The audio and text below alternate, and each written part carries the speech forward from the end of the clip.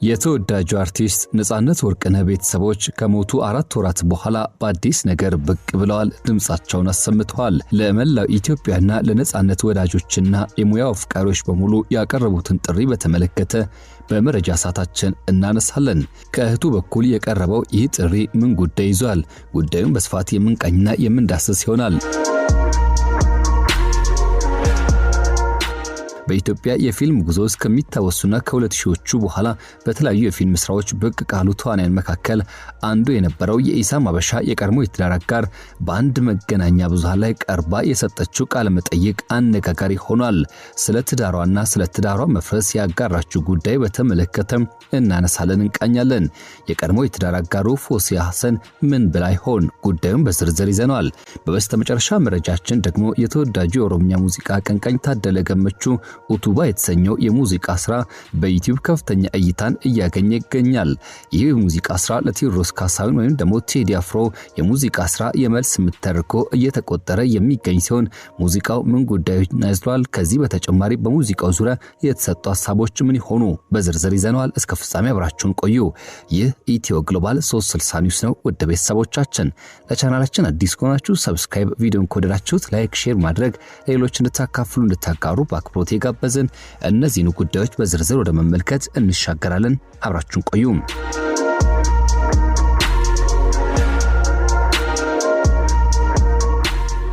የነጻነት ወርቅነህ ቤተሰቦች ድንገተኛ ጥሪና ለኢትዮጵያውያንና ለእርሱ የሙያ አፍቃሪዎች የደረሰው መልእክት በመረጃ ሰዓታችን ይህን ጉዳይ ቀዳሚ አድርገናል።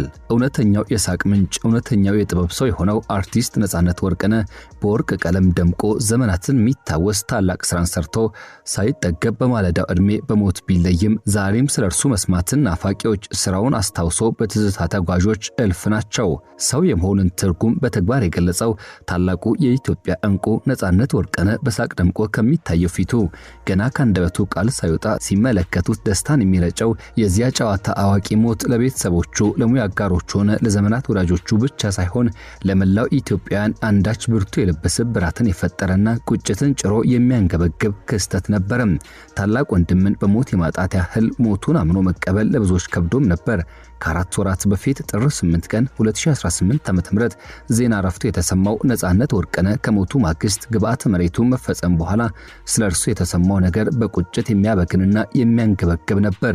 ያ ለእልፎች የሳቅ ምንጭ ሆነው የደግነት የመልካምነት ምልክቱ ነጻነት በነጻነት እንዳላሳቀን የደስታችን ምንጭ እንዳልነበረ ሁሉ የእርሱ ሕይወት ግን የዚያ ተቃራኒ መልክ ነበረው። ከዚያ ይልቅ በእያንዳንዱ አጋጣሚ ፌስቡክን ጨምሮ በኢንስታግራም ገጹ ያጋራቸው የነበሩ ጽሑፎች ከአንዳች ስብራትና ከሕይወት ትግል ጋር መጋፈጡን ፍንጭ ይሰጥ ነበረም። የማይመልሱት ቁጭት ሆኖ አለፈም። የ80 ቀን መታሰቢያ ፕሮግራሙ በተከናወነበት ወቅትም የሐውልት ምርቃቱ ተደርጎ አለፈም። የነጻነት ወርቅነህ ታሪክ እዚህ ጋር የተቋጨ ይመስልም ዛሬም ግን በስራዎቹ እያስታወሱ የሚከነከኑ እልፎች ናቸው። እርሱን የሚናፍቁ እርሱን የሚወዱ እንደዚያው። ታዲያ ከሰሞኑ የእርሱ እህት መሰረት ወርቅነህ በአንድ ነገር ብቅ ብላለች። በተለይም በ80 ቀን መታሰቢያው ጊዜ ላይ የተሰራው ሐውልት ከእርሱ ገጽታ ጋር እንደማይመሳሰል ብዙዎች በገለጹበትና ባነሱበት እንዲሁም ቅሬታቸው ማንጸባረቃቸውን ተከትሎ በዚህ ጉዳይ ላይ ሐሳብና አስተያየት የሰጠችው እህቱ መሰረት ወርቅነህ ሌላ ጥሪ አቅርባለች። በነጽ ሐውልት ላይ በጣም እንዳዘናቸው አውቃለሁ፣ እኛም አዝነናል፣ ግን እየተስተካከለ ነው ስትል ተደምጣለች። እህቱ መሰረት ወርቅነህ ንግግሯን ስትቀጥል ግን አሁን በጎን በኩል አንድ የፎቶ ማስቀመጫ ቦታ አለ፣ ሐውልቱ ተስተካክሎ እስከሚሰራ ድረስ፣ ከዚያም ለዘለቄታዊ በኢፖክሲ የሚሰራ ልጅ እኔ ልስራ ብሎ ቃል ገብቶልኛል፣ የሚወደውን ታቦት ቅዱስ ሩፋኤልን አስቀምጥለታለሁ አንድ ላይ ብሎኛል፣ ፎቶ እኔ ጋር አለ ስትልም የተናገረችውና እንዲሁም ጥሪዋን ያቀረበችው መሰረት ወርቅነህ ሁላችሁም የነጽ ቤተሰቦችና አድናቂዎች ፎቶ ይሁንልኝ የምትሉትን እናንተ ጋር ካለ ፎቶን አስቀምጡ፣ እኔ ደግሞ ፎቶቹን አስቀምጥላችኋለሁ ስትል ለምርጫ የሆኑ ዘንድ ፎቶችን አስቀምጣለች። እንደ ወዳጆቹ እንደ ቤተሰቦቹ እንደ ሁሉም ነገራችሁ እንደሆነ አውቃለሁ። የሱ ፎቶ ይሁንልኝ የምትሉ ምረጡ፣ አስቀምጥላችኋለሁ፣ አመሰግናለሁ፣ ሰላም ሁኑልኝ ስትል በስተመጨረሻ የነጽሄት ጥሪ ያቀርባለች ለነጽ ወዳጆችና እንዲሁም ደግሞ ለርሱ የሥራ ወዳጅና አፍቃሪዎች በሙሉ። እናንተስ ከነዚህ ከመረጠቻቸው ፎቶዎች የትኛው ቢሆን ልባችሁ ይሻል? ሐሳባችሁን ልታካፍሉን ትችላላችሁ።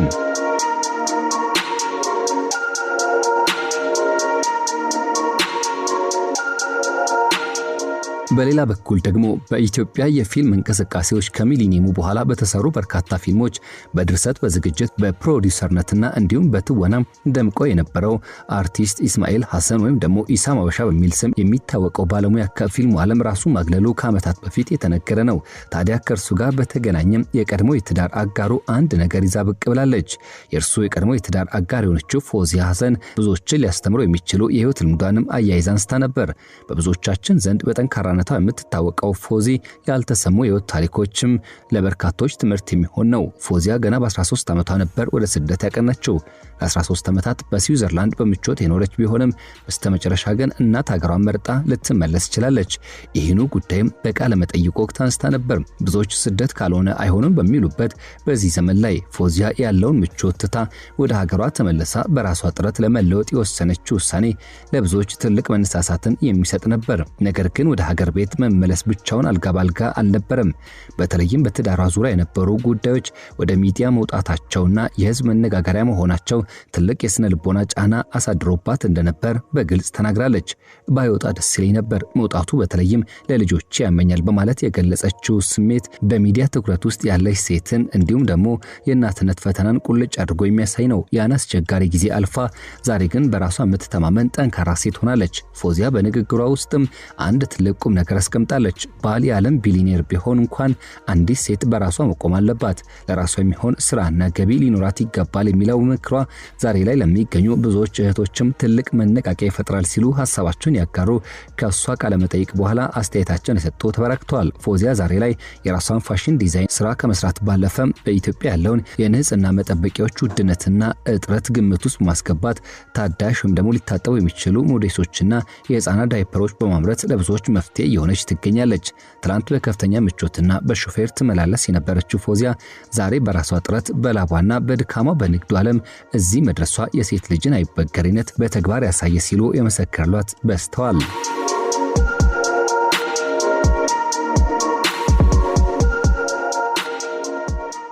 በበስተመጨረሻ ጉዳያችን በኦሮምኛ ቋንቋ በሚሰራቸው ስራዎች ተወዳጅነትን ያተረፈውና ዛሬም ድረስ ስሙ በከፍታ የሚነሳው ድምፃዊ ታደለ ገመቹ ኡቱባ በሚል በቅርቡ ሰርቶ ለሙዚቃ አፍቃሪያን ያደረሰው ሙዚቃ ስራ በ5 ቀናት ውስጥ ወደ 900,000 የሚጠጋ እይታ አግኝቷል። ታዲያ ይሄ ሙዚቃ ስራ በውስጡ አንዳች ነገር እንዳዘለ ብዙዎች ሐሳባቸውን እያጋሩ ይገኛሉ።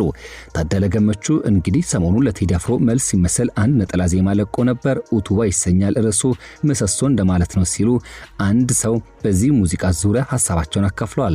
አሁን ስለ ዘፈኑ አስተያየት ለመስጠት ሳይሆን የመጣሁት ያው ቴዲ አፍሮ ጥበብ በፈቀደችለት መልኩ የራሱን አስተያየት የራሱ መልከታ በዘፈኖቹ አስቀምጧል። ለቴዲ አፍሮ የፈቀደችለት ጥበብ ያው ለታደለ ገመቹም ትፈቅድለታለች፣ ሐሳቡን መግለጽ መብት አለው ሲሉ ሐሳባቸውን ያጋሩት እኚህ ሰው ግን ቴዲ አፍሮ ህዝብን እንደ ህዝብ የሆነ ህዝብን ተች አድርጎ ወይም ደግሞ ነክቶ ስም ጠርቶ የዘፈነበት ትራክ የለም ዘፈንም የለም ሲሉ ሐሳባቸውን ገለጹ። ግን ደግሞ በታደለ ገመቹ ዘፈን ላይ ጥያቄ ያለኝ ያሉት እኚሁ ሐሳብ ሰንዛሪ የሆነ ቦታ ላይ ጥርጣሬ ያደረብኝ፣ ብዙም ኦሮምኛ ስለማልችል ኦሮምኛ የምትችሉ ሰዎች ይህችን ስንኝ ወይም ደግሞ እነዚህን ስንኞች እንድትፈቱልኝና ትርጉማቸው እንድትነግሩኝ እፈልጋለሁ ሲሉ ሐሳባቸውን ገለጹ። ኩምኩማታ ሙቱ ኮማተሬ ዲሱዱቢ ወሬ ከሰሬ ይላል። ማን ነው ወሬ ከሰሬ? ይህች ነገር ማወቅ ስለመፈልግ ሙሉ ስንኙን ወይም ደግሞ ሐሳቡ ምንድነው ለመግለጽ ያሰበው የሚለው እንድትፈቱልኝ እፈልጋለሁ ሲሉ ሐሳባቸውን የገለጹና የተናገሩ ሲሆን ለዚህ ጉዳይ ደግሞ አንድ ሐሳብ ሰጪ ለዚህ መልስ የሚመስል መልኩ ሐሳባቸውን አጋርተዋል። ተው ስለከሰሩ ሰዎች ወሬ ተባብረን ከላያችን እንከላለን፣ ቤተሰቡን አሳልፎ አይሰጥም ባለቤቱ የሚል ትርጓሜን እንደያዘም እኚሁ ሐሳብ ሰንዛሪ ተናግሯል። እኛም የዛሬን እዚህ ጋር ቋጨን። ውድ ቤተሰቦቻችን ይህ ኢትዮ ግሎባል 360 ኒውስ ነው። ለቻናላችን አዲስ ከሆናችሁ ሰብስክራይብ፣ ቪዲዮን ደግሞ ላይክ፣ ሼር በማድረግ ሌሎች እንድታካፍሉ እየጋበዝን በሌላ መረጃ ተመልሰን እስከምንገናኝ በያላችሁበት ጥሩ መልካም ጊዜ ተመኘን።